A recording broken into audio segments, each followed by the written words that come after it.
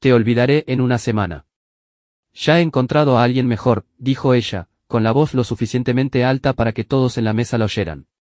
Acto seguido, lanzó su anillo de compromiso al cuenco de la ensalada como si fuera un pedazo de basura. Su primo se echó a reír. Su madre asintió con alivio. ¿Y yo? Yo simplemente me limpié la boca con la servilleta, la miré directamente a los ojos y sonreí. Porque Elena Moreno no tenía ni idea de lo que se le venía encima. Mi nombre es Mateo Rivas. Hace 6 meses, la mujer con la que pensaba pasar el resto de mi vida arrojó su anillo a una ensalada César frente a toda su familia y me dijo que yo no era más que un mecánico grasiento que la estaba arrastrando al fango. Dijo que me olvidaría en una semana porque ya había encontrado a alguien de su nivel, fuera lo que fuera que eso significara. Dijo todo esto mientras su madre asentía como un muñeco de tablero y su primo se reía tanto que el vino le salió por la nariz. No lloré. No grité. No volqué la mesa ni solté un puñetazo.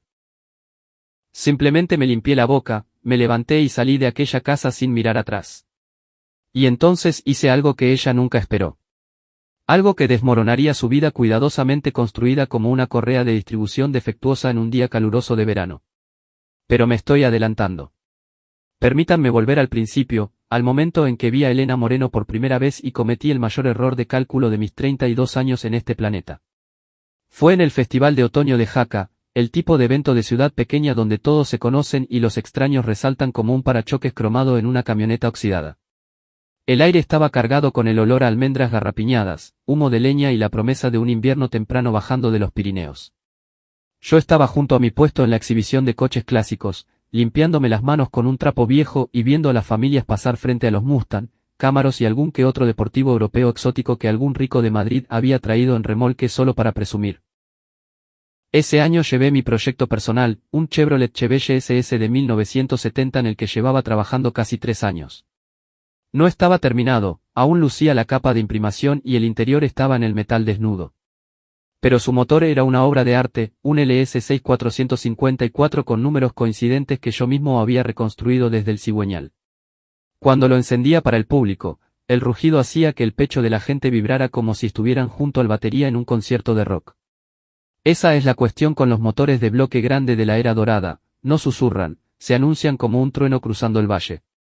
Estaba explicándole el proceso de restauración a un señor mayor cuando la vi acercarse. Llevaba un abrigo color camello que parecía carísimo y completamente inapropiado para el barro del recinto. Caminaba entre la multitud como si temiera que la gente común fuera contagiosa. Su maquillaje era perfecto, ni un pelo fuera de lugar, y temblaba tanto que pensé que se rompería. La mayoría de los hombres habrían visto a una mujer hermosa y habrían pensado en frases para ligar. Yo vi a alguien que iba a pillar una neumonía por priorizar la estética sobre el calor. Es un defecto mío, supongo, siempre diagnosticando problemas, los pidan o no. Se detuvo ante mi coche, abrazándose a sí misma, con los dientes castañando, y fingió interés. Noté que no distinguía un carburador de un catalizador, pero hacía ruidos de aprobación y lanzaba preguntas diseñadas para mantenerme hablando mientras se refugiaba del viento tras mi remolque. Tras 5 minutos, no pude más. Me quité mi chaqueta de cuero, la que había sido de mi padre y aún olía al viejo taller de Madrid donde aprendí todo lo que sé, y se la puse sobre los hombros sin pedir permiso. Ella me miró con sus grandes ojos castaños, sorprendida. Por un instante, vi algo genuino bajo toda esa armadura, algo vulnerable que me hizo querer protegerla de lo que fuera que la obligaba a presentar esa fachada perfecta al mundo. Ese fue mi primer error, ver lo que quería ver en lugar de lo que realmente había allí. Me dijo que se llamaba Elena Moreno y que trabajaba para una agencia de relaciones públicas en la capital. Estaba en Jaca buscando localizaciones para un evento corporativo. Me pareció encantadora y mi autenticidad ruda la fascinó, algo que ahora reconozco como lo que dice la gente cuando planea cómo empaquetarte para sus propios fines. Intercambiamos números y 3 días después me llamó. Nos vimos en el Mesón de Paco, un lugar de carretera que servía café quemado y buen flan. Ella llegó demasiado elegante para los asientos de vinilo, pero se quedó 3 horas escuchándome hablar sobre restauraciones, sobre la satisfacción de devolverle la vida a algo hermoso. Mirando atrás, me doy cuenta de que no escuchaba mis palabras, observaba cómo la miraba yo mientras hablaba, catalogando mi atención como una moneda que podría gastar más tarde.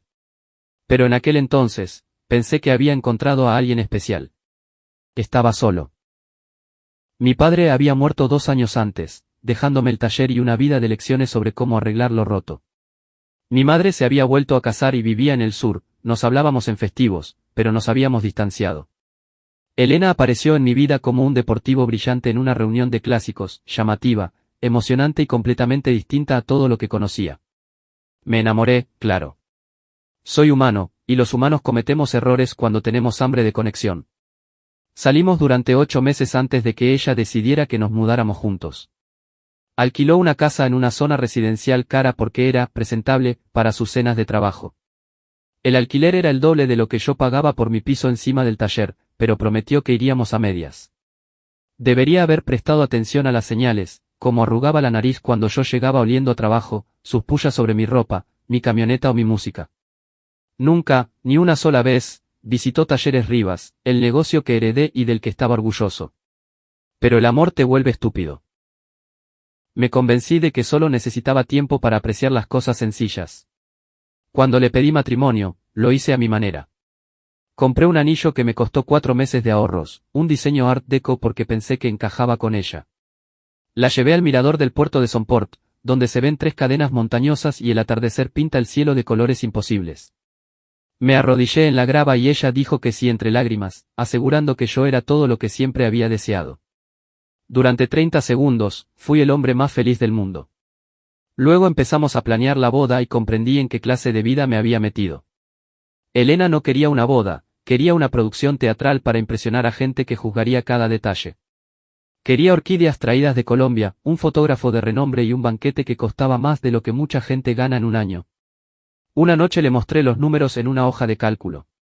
El análisis era brutal, si hacíamos la boda a su manera, empezaríamos nuestra vida casados endeudados y sin ahorros.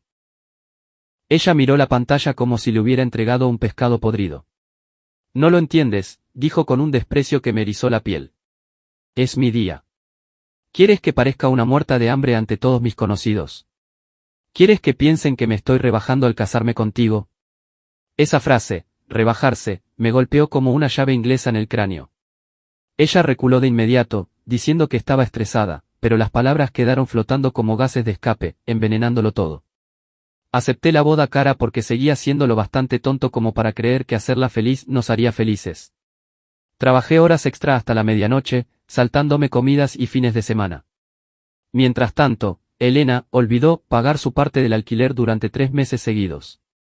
Siempre tenía una excusa, gastos inesperados, ropa nueva para reuniones, unos zapatos increíbles en oferta que habría sido irresponsable no comprar. Encontré esos zapatos de 800 euros en el maletero de su coche un día que le estaba cambiando el aceite. Estaban escondidos bajo una bolsa de gimnasio que nunca usaba. 800 euros que deberían haber ido al alquiler, a nuestro futuro.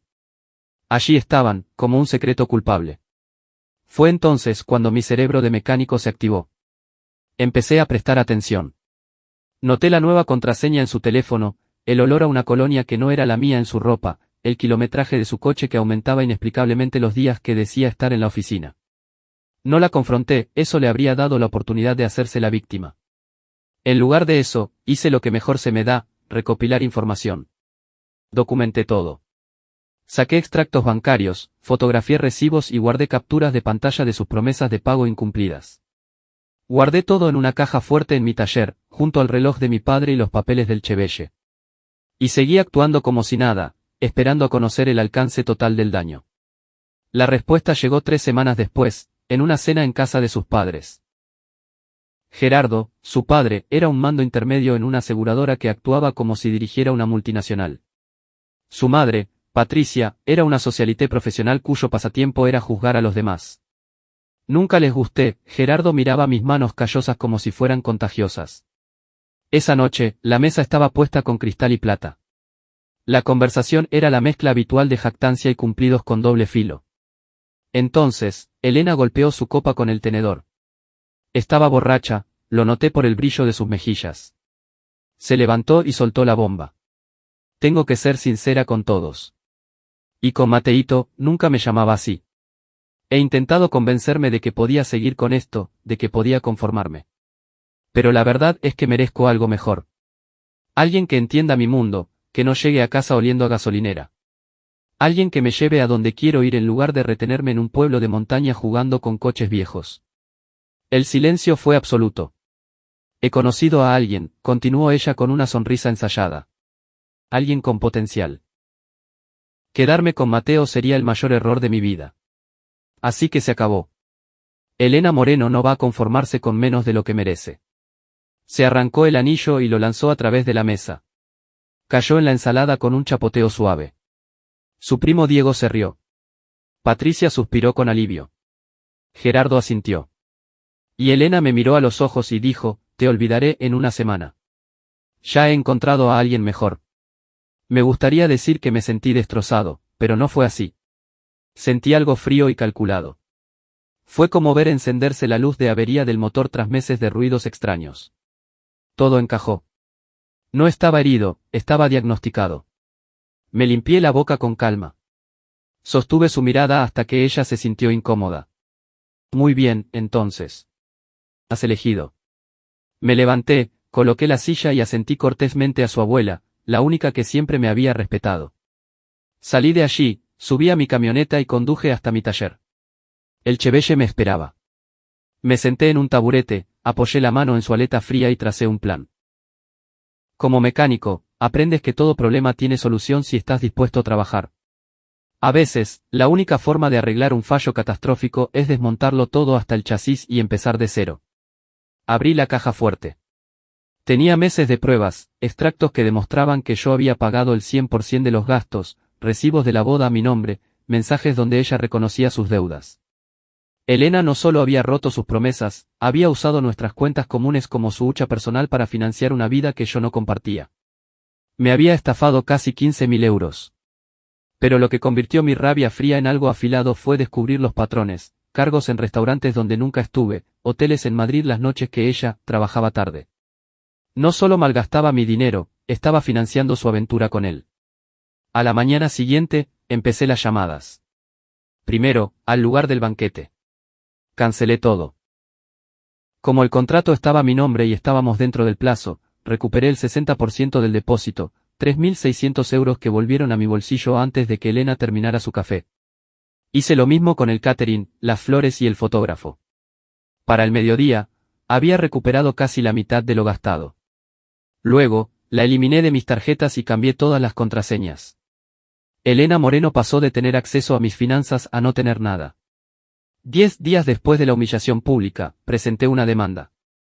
En España, el juicio verbal para reclamaciones de cantidad es efectivo para estos casos. Reclamaba su parte de los gastos compartidos, los depósitos no reembolsables de la boda y los préstamos no devueltos. El total rozaba los 12.000 euros. Elena se enteró cuando un funcionario llamó a su puerta. Me llamó 17 veces en una hora. Los mensajes pasaron de la furia a las amenazas, luego al llanto y finalmente al regateo. Guardé cada audio en la nube como prueba. 2 días después, su primo Diego me citó para hablar de hombre a hombre. Nos vimos en un bar de Madrid. Mira, Mateo, lo entiendo. Elena se portó mal, dijo él. Pero esta demanda está incomodando a la familia.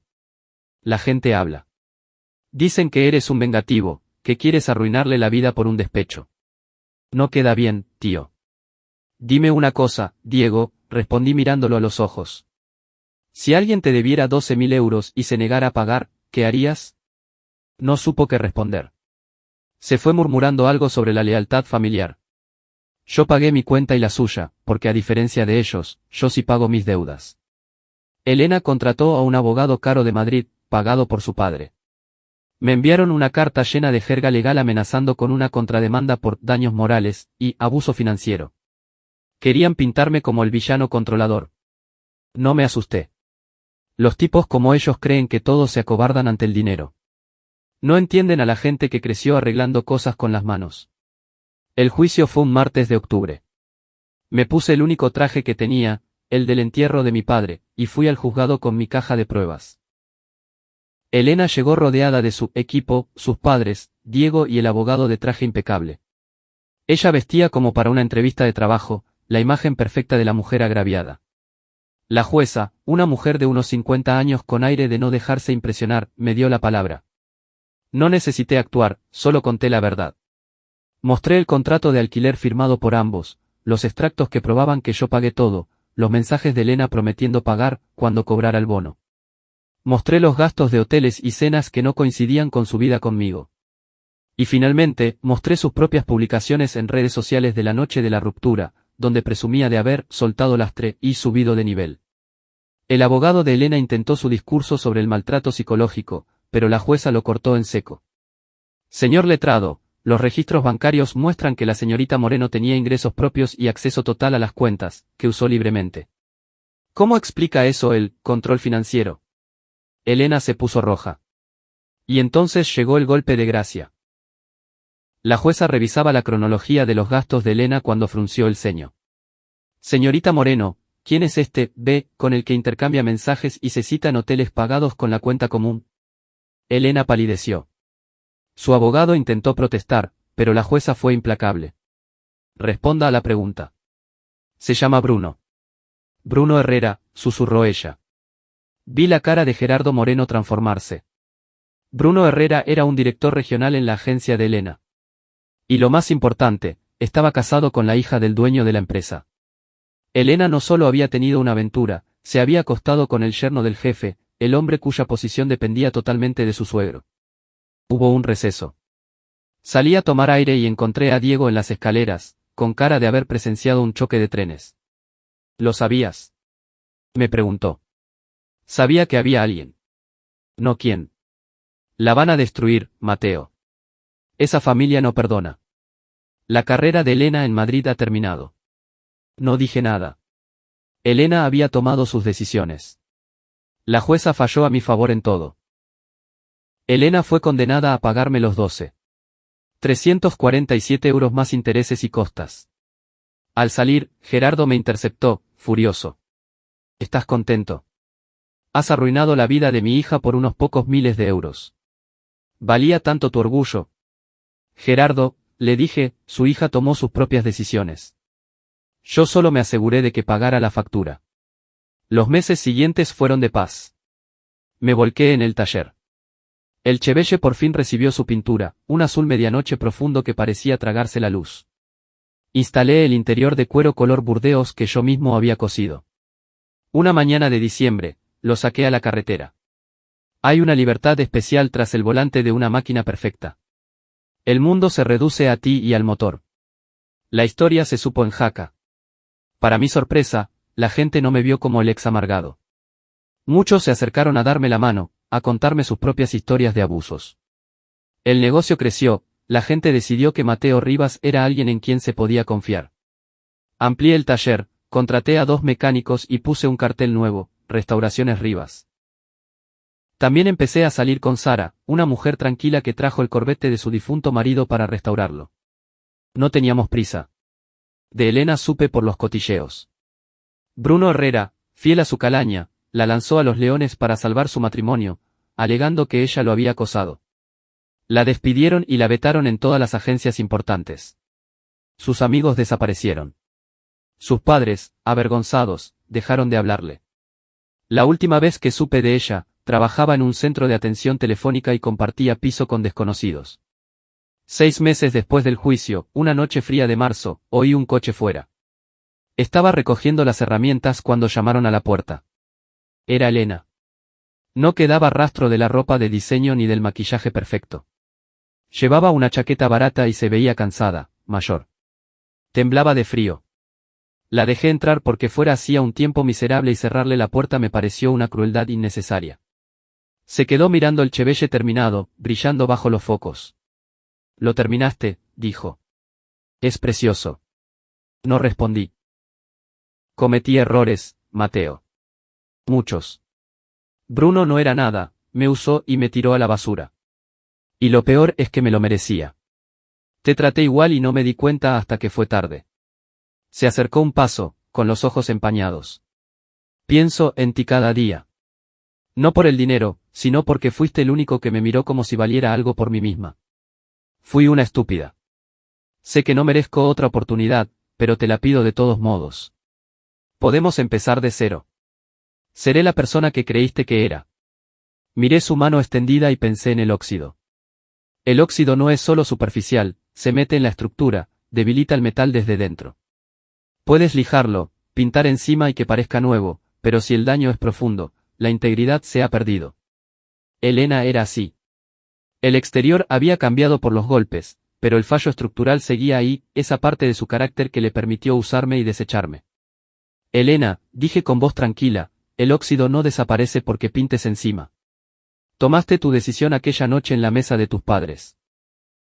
No puedes deshacerla ahora porque no te gusta cómo han salido las cosas. Mateo, por favor, podemos arreglarlo. Negué con la cabeza. Hay cosas que no tienen arreglo. Debes irte. Apreté el botón del panel y el pesado portón metálico empezó a bajar con un estruendo mecánico. Elena se quedó paralizada viendo cómo el espacio entre nosotros se cerraba. El portón tocó el suelo con un golpe seco, sellando el taller. Por la pequeña ventana de la puerta, la vi parada un momento en la oscuridad antes de que se diera la vuelta y sus pasos se perdieran en la grava. Me quedé solo en mi taller, rodeado de máquinas que siempre han tenido más sentido para mí que las personas. Sentí una punzada de lo que alguna vez fue amor, pero era algo lejano, como el eco de un motor apagado hace mucho tiempo. Acaricié la pintura del Chevelle y sonreí. Mañana tenía trabajo. Un cliente traía un Camaro del 69 y Sara me había invitado a cenar. La vida sigue. Lo que está roto se queda roto, y lo que se puede arreglar, se arregla. Hay que saber distinguir la diferencia. Apagué las luces y salí por la puerta trasera. Bajo las estrellas de los Pirineos, me subí a mi camioneta y conduje hacia casa. Elena pensó que me olvidaría en una semana, que yo era reemplazable. Pero la verdad es que algunas marcas no se borran. Yo dejé en ella una huella mucho más profunda de la que ella dejó en mí.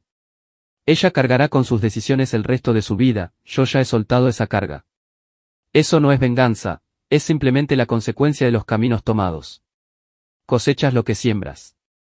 Y yo tengo un taller que prospera, una reputación ganada a pulso y la certeza de que estoy exactamente donde debo estar. Nada mal para alguien a quien iban a olvidar en una semana.